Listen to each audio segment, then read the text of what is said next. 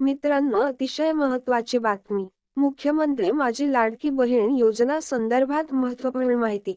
ही 2 कागदपत्रे तुमच्याकडे आहेत का? अन्यथा तुम्हालाही वंचित राहावे लागणार 1500 रुपये पासून. कोणती 2 कागदपत्रे? त्यासाठी संपूर्ण व्हिडिओ शेवटपर्यंत पहा. मुख्यमंत्री माझी लाडकी बहीण योजनेसंदर्भात एक महत्त्वाची बातमी आहे. नवीन सरकार येताच 1500 रुपयांमध्ये वाढ होण्याची शक्यता.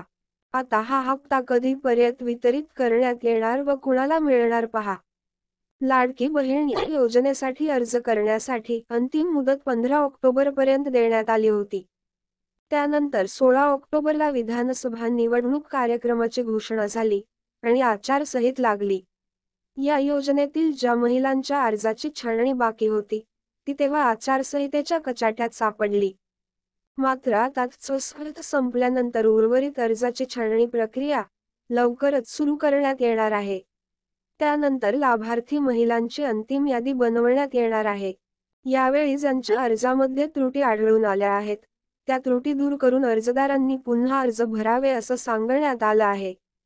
परंतु लाडकी बहीण योजनाचा यापूर्वी लाभ घेतला असेल किंवा यानंतरही लाभ घ्यायचा असेल तर ही कागदपत्रे असणं आवश्यक आहे.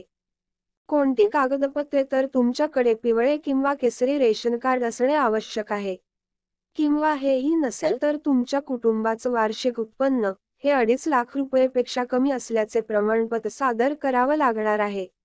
दुसरं महत्त्वाचं कागदपत्रे म्हणजे अर्जदार महिलांकडे 15 वर्ष पूर्वीचे मतदान कार्ड असावे किंवा रेशन कार्ड किंवा शाळेचा टीसी किंवा जन्म दाखला असणं आवश्यक आहे. तरच तुम्हाला या योजनेसाठी पात्र करण्यात येणार आहे. अशाच नवनवीन माहितीसाठी चॅनेलला सबस्क्राईब करून ठेवा. धन्यवाद.